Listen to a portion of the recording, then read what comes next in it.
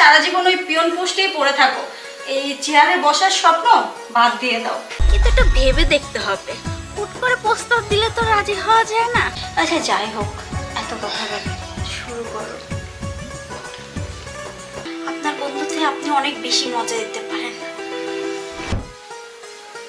পারভেজ, এই যে চেয়ারটা দেখতে পাচ্ছ না, এই চেয়ারে এতদিন অন্য কেউ বসতো, কিন্তু আজকের পর থেকে অন্য কেউ নয়, তুমি বসবে। সত্যি বলছেন?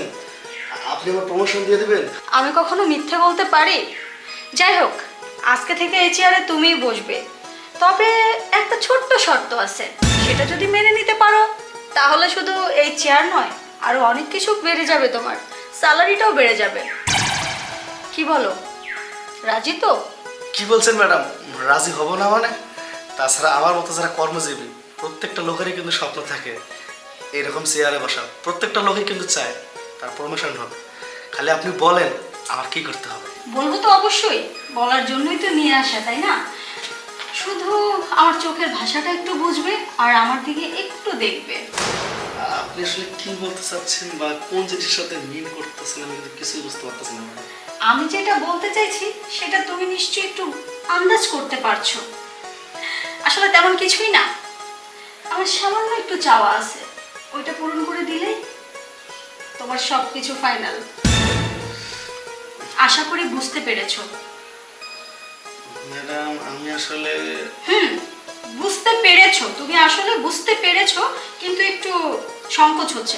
কোনো ব্যাপার না, আমি তোমাকে বুঝিয়ে বলছি। বিষয়টা হচ্ছে যে তুমি শুধু আমাকে একটু সময় দিবে, মানে আমাকে একটু আদর করবে। আর সেটা কেন চাইছে জানো?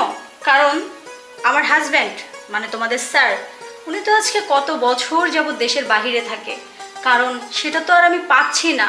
ঠিক সেই জন্যই আমার তোমাকে এখানে ম্যানেজিং পোস্টে দেয়া, যাতে করে আমার পার্সোনাল কাজটা একটু করতে সুবিধা হয়। বুঝতে পেরেছো? না ম্যাডাম, আপনি যা কইতেছেন এতে আমি রাজি না। না মানে? ও আচ্ছা, বুঝতে পেরেছি। ঠিক আছে, তাহলে সারা জীবন ওই পিয়ন পোস্টেই পড়ে থাকো। এই চেয়ারে বসার স্বপ্ন বাদ দিয়ে দাও। ম্যাডাম হ্যাঁ, আমি বলতে চাচ্ছি কি, আমি যদি আপনার প্রস্তাবে রাজি হই তাহলে আপনার আমার মধ্যে যা হবে এসব কি এই সাইড দেওয়ার ভিতরে থাকবে? অবশ্যই। আরে এটা কি আমি পাবলিসিটি করে ঘুরবো নাকি? তাহলে আমি রাজি আছি। এই তো, ভেরি গুড, চলো। আচ্ছা আসুন। সত্যি ভাবি, আপনার কষ্ট দেখলে না আমার নিজেরই কষ্ট লাগে।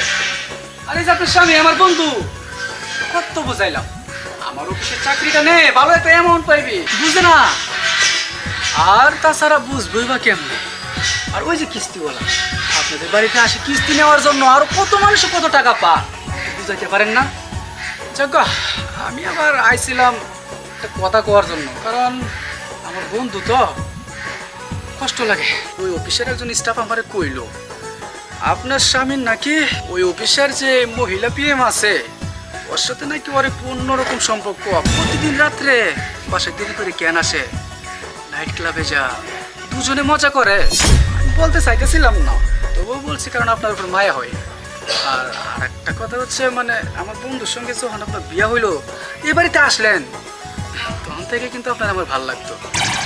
না, আমি আপনার উপকার করতে চাইতেছি, মানে আমি এটাই বলতে চাইতেছি, টাকা পয়সা যা লাগে সব আমি দিমু, শুধু আপনি আমার একটা প্রস্তাবে রাজি হইবেন।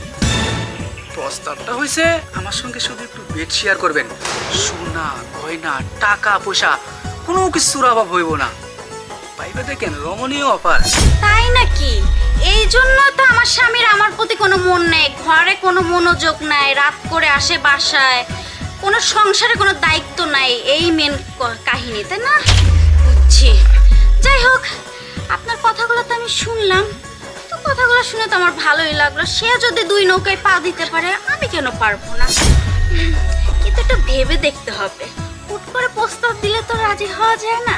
ভাবি, বাবা ভাবির কোনো কিছু না। আপনার স্বামী যদি অন্য মহিলা নিয়ে সময় কাটাতে পারে তাহলে আপনি কি দোষ করছেন? আপনিও মজা নেন, আর তার বিনিময়ে তো আমি আপনাকে টাকা পয়সা সব কিছু দিবই। কথাটা তুমি ঠিকই বলছো, সে যদি পারে তাহলে আমি কেন পারবো? তাহলে তো আমি তোমার কথায় রাজি। তাহলে চলে এক মুহূর্তের জন্য দুজন একাকার হয়ে যায়। আসি।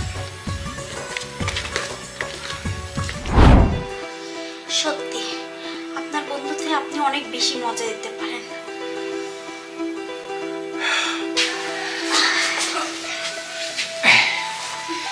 সত্যি ভাবি, আপনার ভিতরে মধু আছে বলতে হইব। আর বলতে হবে না, আপনার মধ্যে মনে হয় কম আছে। যাক ঠুকু, আজকের থেকে না আপনি না, আজকের থেকে তুমি। আচ্ছা যাই হোক, আমি চলে যাই, কারণ বন্ধু আবার আসার সময় হয়ে যাইতেছে। 5টায় আজকে ওর অফিস ছুটি। তাই নাকি? আর আপনার যা কিছু লাগে নাম্বার তো দিচ্ছি, শুধু নক দিবেন, নিয়ে আসবেন। আসি? ওকে। আর রোজ কিন্তু দেখা করতে এসো। অবশ্যই। সত্যি আমার এই ফালতু স্বামীর চেয়ে ও বন্ধুটাই ভালো।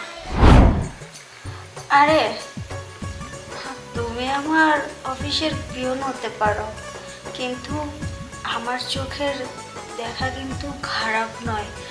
তার কারণ কি জানো? তুমি যে আমাকে এত ভালো করে মজা দিতে পারবে সেটা আমি তখনই বুঝতে পেরেছিলাম, মাঝে মাঝে যখন তোমার চোখের দিকে তাকাতাম। আচ্ছা যাই হোক, এত কথা বলে শুরু করো।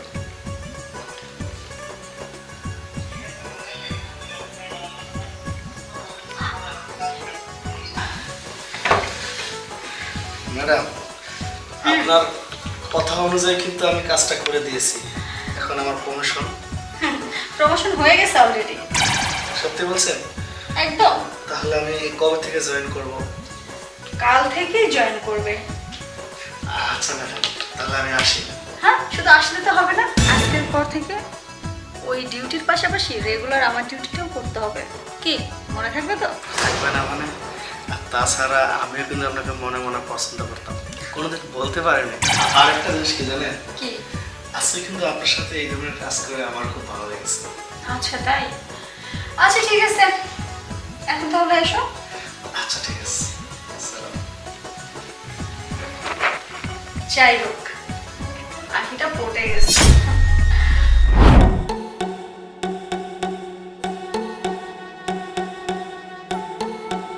আছি তো ভালো, আগের দিনের চাইতে এখন আরো বেশি ভালো আছে। হ্যাঁ, মনে হচ্ছে অনেক খুশি। খুশি হওয়ার কারণ এইটাই, তোর এই ছোটখাটো অফিসে আমারে বলছিলি আমার প্রমোশন দিবি, আর আজকে দেখ এত বড় একটা নাম করা অফিসে আমার প্রমোশন হয়েছে। আমি প্রিয়ন থেকে আজকে ডাইরেক্ট ম্যানেজিং। বুঝতে পেরেছিস? কংগ্রেচুলেশন বন্ধু। স্যার, যাত্রার সাথে আমি হ্যান্ডশেক করে নেব। ওকে, তাহলে তো তুই এখন উচ্চ লেভেলে উঠে গেছিস, তাই না? অবশ্যই। আসেন স্যার। তোর প্রমোশন হয়েছে, কিন্তু তুই তো জানিস না তোর বউকে আমি কি প্রমোশন দিয়েছি। বাসায় গেলে ঠিকই টের পাবি।